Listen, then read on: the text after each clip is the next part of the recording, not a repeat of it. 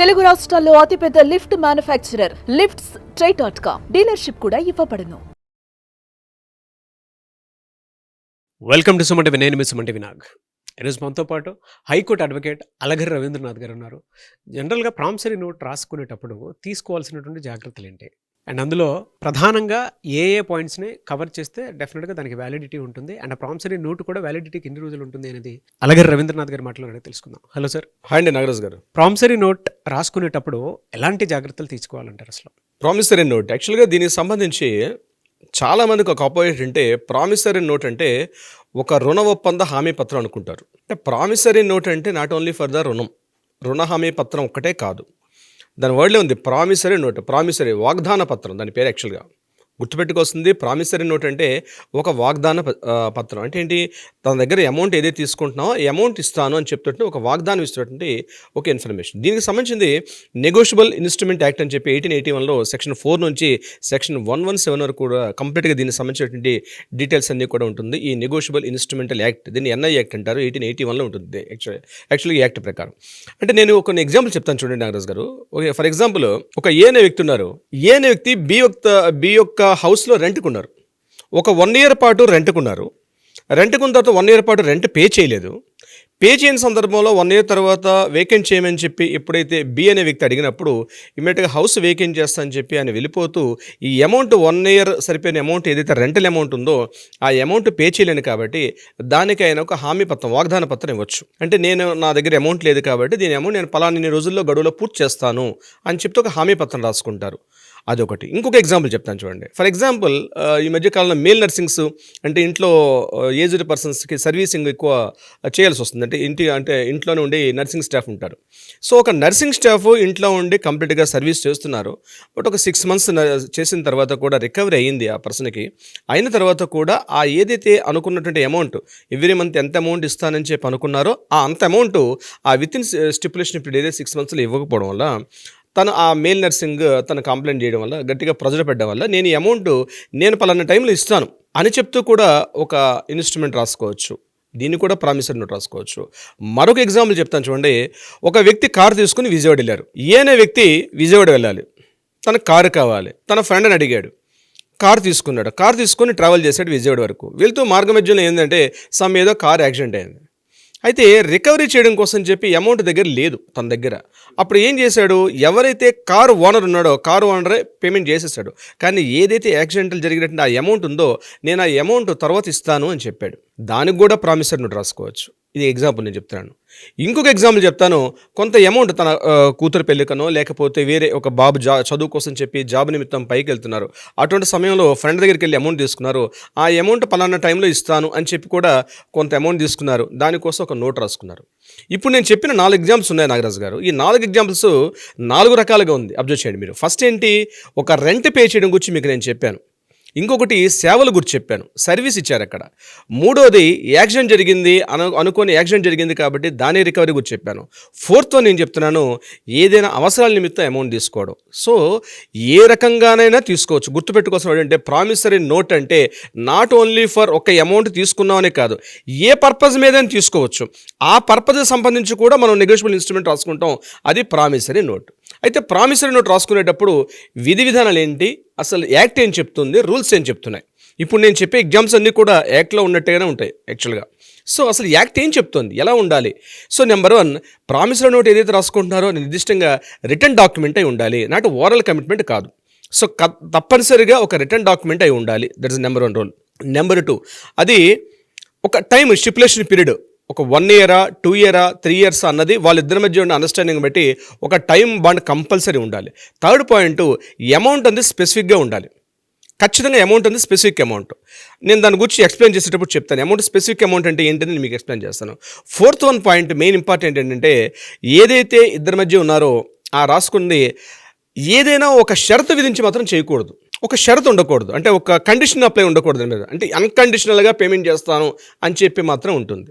ఇది 4th point. 5th point, compulsory ఇద్దరు సాక్ష్య సంతకాలు కంపల్సరీ ఉండాల్సిన అవసరం అయితే ఉంటుంది. Okay. So these are the 5 important points. నేను ఒక్కొక్క పాయింట్ వివరంగా చెప్పే ప్రయత్నం చేస్తాను. ఫస్ట్ 1 పాయింట్, ఇది రిటర్న్ డాక్యుమెంట్ అయి ఉండాలి. Number 1 point, first return document అయి ఉండాలి. ఏంటి రిటర్న్ డాక్యుమెంటు అంటే చేతి హస్తాలతో అంటే స్వదస్తూరితో రాసుకోవచ్చు, పెన్నుతోనే రాయొచ్చు, బాల్ పెన్తోనే రాసి పెట్టవచ్చు, లేదా ఇంక్ పెన్తో రాయొచ్చు. ఇంకా చెప్తే నమ్మరండి, పెన్సిల్తో కూడా రాసుకోవచ్చు. అది కూడా పేపర్ మీద రాయాల్సిన అవసరం లేదు, ఒక క్లాత్ మీదే రాసుకోవచ్చు. క్లాత్ మీద రాసుకున్నామండి, ఇద్దరు ఒప్పంద పత్రం ప్రామిసరీ నోట్ చెల్లదంటే కుదరదు. అక్కడ క్లాత్ మీదైనా రాసుకోవచ్చు. అంటే ఇద్దరి మధ్య జరిగిన హామీ పత్రం ఏదైతే ఉందో అది రిటర్న్ డాక్యుమెంట్ అయి ఉండాలి. ఆ రిటర్న్ డాక్యుమెంట్ కూడా కొంత ప్రింట్ ఉండొచ్చు, కొంత హ్యాండ్ రైటింగ్ ఉండొచ్చు. ఇప్పుడు మార్కెట్లో ప్రామిసరీ నోట్ అంటే స్టేషనరీ షాపులో ఒక పేపర్ దొరుకుతుంది, ఆ పేపర్ని ఫిల్ చేసుకుంటూ వెళ్తారు ఫిల్ ఇన్ ది బ్లాంక్స్ దగ్గర, ఆ పర్సన్ ఎవరని చెప్పి ఫిల్ చేసుకుంటారు. అలా కూడా ఉండొచ్చు. తెలుగులోనే రాసి పెట్టవచ్చు, హిందీలో రాసి పెట్టుకోవచ్చు, లోకల్ లాంగ్వేజ్ కావచ్చు, ఎనీ నేషనల్ లాంగ్వేజ్లో కూడా రాసి పెట్టుకోవచ్చు ప్రామిసరీ నోట్ అన్నది. ఇది వెరీ వెరీ ఇంపార్టెంట్. సో నిర్దిష్టంగా రాసుకున్నటువంటి డాక్యుమెంట్ హ్యాండ్ రైటింగ్ అయినా రాసుకోవచ్చు, లేకపోతే ప్రింటెడ్ పేపర్ అయినా ఉండొచ్చు. ఇట్ ఇస్ వెరీ ప్రతి పాయింట్ క్లియర్గా ఉంటుంది యాక్ట్లో. నెంబర్ 2 ఏంటంటే, దీన్ని ఎక్స్ప్లెయిన్ చేసి దీని కంటిన్యూషన్ పాయింట్ అంటే, ఏదైతే మనం రాస్తున్నామో పేపర్ సంతకం మాత్రం సంతకం కావచ్చు, లేకపోతే వేలిముద్ర కావచ్చు, ప్రామిసరీ ఎవరైతే రుణాన్ని తీసుకుంటున్నాడో అంటే రుణగ్రహీత ఎవడైతే అమౌంట్ తీసుకుంటున్నారో అతని యొక్క సంతకం కానీ వేలిముద్ర కానీ కంపల్సరీ ఉండాలి. పైన రాసుకున్న సంతకం మిస్ మ్యాచ్ అయినా పర్వాలేదంటే, ఎవరైనా రాసి కింద సంతకం ఎవరైతే అమౌంట్ తీసుకుంటున్నారో వాళ్ళ యొక్క సంతకం అయితే ఉండొచ్చు, లేకపోతే వేలిముద్ర కూడా కంపల్సరీ ఉండొచ్చు. ఇది ఖచ్చితంగా రిటర్న్ డాక్యుమెంటే ఉండాలి. ఇది నెంబర్ 1 పాయింట్. నెంబర్ 2 పాయింట్ నేను మీకు ఏం చెప్పాను, ఖచ్చితంగా డేట్ మెన్షన్ చేసి ఉండాలి. అంటే ఎన్ని రోజుల్లో ఇస్తున్నాం, పలానా రోజుల్లో ఇస్తున్నాం అంటే 1 year ఇస్తున్నామా, 2 years ఇస్తున్నామా, ఆ స్పెసిఫిక్ డేట్ కూడా మెన్షన్ చేయాలి. నెంబర్ 3 అమౌంట్ కూడా మెన్షన్ చేయాలి. అక్కడ ఎంత అమౌంట్, ఇక్కడ చూడండి ప్రిన్సిపల్ అమౌంట్ సపోజ్ ఒక ₹1,00,000 తీసుకున్నారు, ₹1,00,000కి ఇంత వడ్డీ కలిపి వేస్తున్నాము అని చెప్పి రాసుకుంటారు కొంతమంది. అది ధర్మ వడ్డీ అంటారు, ₹2 వడ్డీ అంటారు. అంటే గవర్నమెంట్ లెక్కల ప్రకారం 24% రాసుకుంటారు కాబట్టి అది కూడా మెన్షన్ చేయాలి. అక్కడ పర్సంటేజ్ మెన్షన్ చేయకపోయినా టోటల్ అమౌంట్ ఇంత తీసుకున్నారు, ఇంత అమౌంట్ ఇన్ని రోజుల్లో ఇస్తారు అని చెప్పి అయితే మెన్షన్ చేసుకోవాలి. ఇంకొక 3rd పాయింట్, ఎటువంటి షరతులు లేకుండా రాసుకోవాలి. ఫర్ ఎగ్జాంపుల్ షరతులు అంటే, నేను మీకు అమౌంట్ ఇస్తాను, మా అబ్బాయి పెళ్ళి అయిన తర్వాత అమౌంట్ ఇస్తాను, మా అమ్మాయి పెళ్ళి అయిన తర్వాత ఇస్తాను, లేకపోతే మా అబ్బాయికి జాబ్ వస్తే ఇస్తాను, లేకపోతే మా నాన్నగారు చనిపోయికి ఇస్తాను, ఆ ప్రాపర్టీ వస్తుంది, ఆ అమౌంట్ వచ్చాక అప్పుడు అందులో అమౌంట్ ఇస్తాను. ఇట్లాంటి షరతులు అన్నీ ప్రామిసరీ నోట్లో పనికిరావు. అట్లాంటి డాక్యుమెంట్ ఇన్వాలిడ్ అవుతుంది అనమాట. అంటే అన్కండిషనల్గా ఉండాలి. నేను మీకు ఇస్తున్నాను వితౌట్ ఎనీ కండిషన్. మీ దగ్గర అమౌంట్ నేను తీసుకున్నాను, ఈ అమౌంట్ ఒక్కటి తీసుకోవడం కాదు, నేను చెప్పాను ఇందాక 4 పాయింట్స్. ఏ సందర్భంగా సర్వీస్ ఓరియంటేషన్, రెంటల్ పర్పజా, లేకపోతే ఎనీ పర్పస్ తీసుకున్నప్పుడు కూడా దానిని క్లియర్గా అన్కండిషనల్గా ఇస్తాను, అంతేగాని మా నాన్నగారు చనిపోతే ఇస్తాను, మా నాన్నగారు ప్రాపర్టీ వస్తుంది అని ఇట్లాంటి కండిషన్స్ అన్ని పెడితే ఆ ఖచ్చితంగా ఆ ప్రామిసరీ నోటు ఇన్వాలిడ్ అవుతుంది. సో అన్కండిషనల్గా పేమెంట్ చేయాల్సిన విధానం ఉంటుంది. ఇంకొకటి, ఇందాక నేను ఒక మాట చెప్పాను, ఆ రిటర్న్ డాక్యుమెంట్ ఏదైతే రాస్తుంటారో ఆ రిటర్న్ డాక్యుమెంట్లో వర్డ్స్ రాస్తారు, లెటర్స్ రాస్తారు. అంటే ఫర్ ఎగ్జాంపుల్ ఒక ₹1,00,000 అనుకోండి, 1 5 సున్నాలు పెట్టడం. కొన్ని చోట్ల ఇన్వర్ట్స్ రాస్తారు. అంటే ఇన్వర్ట్స్ రాసేటప్పుడు ఏం చేస్తారంటే అక్షరాల ₹1,00,000 అని మనం విడివిడిగా రాస్తాం. ఆ రాసేటప్పుడు ఒకవేళ ఇన్ కేస్ ఏదైనా మిస్టేక్ జరిగినప్పుడు, అంటే రిటర్న్ వర్డ్స్ ఉండి అక్కడ నెంబరింగ్ రాసేటప్పుడు ఏదైనా సున్నాలు తక్కువ పెట్టి ఎక్కువ పెట్టుకునేటప్పుడు, ఇట్లాంటి విషయంలో ఏదైనా లీగల్ ప్రాబ్లమ్స్ వచ్చేటప్పుడు దేన్ని కన్సిడర్ చేస్తారు అనేది చాలా పెద్ద విషయం. సో యాక్ట్ క్లియర్గా చెప్తుంది సెక్షన్ 8 ప్రకారం, ఒకవేళ ఇట్లాంటి సందర్భాలు వచ్చేటప్పుడు ఏదైతే ఇన్వర్ట్స్ రాశారో, అంటే ₹1,00,000 కావచ్చు, 5 లక్షలు, ఎంత అమౌంట్ అయితే అంత, ఆ ఇన్వర్ట్స్ ఏదైతే రాశారో దాన్నే ప్రామాణికంగా తీసుకుంటారు. ఒకవేళ మిస్టేక్ ఉన్నప్పటికీ కూడా, అంటే ఈ లెటర్స్ మన నెంబర్స్ రాసుకునేటప్పుడు తప్పుగా ఒక అంకె ఎక్కువ సున్నా తక్కువ వేసినప్పటికీ కూడా ఏదైతే ఇట్లాంటి ఇన్వర్ట్స్ ఉంటారో దాన్నే ప్రామాణికంగా తీసుకుంటారని కూడా చెప్తుంది.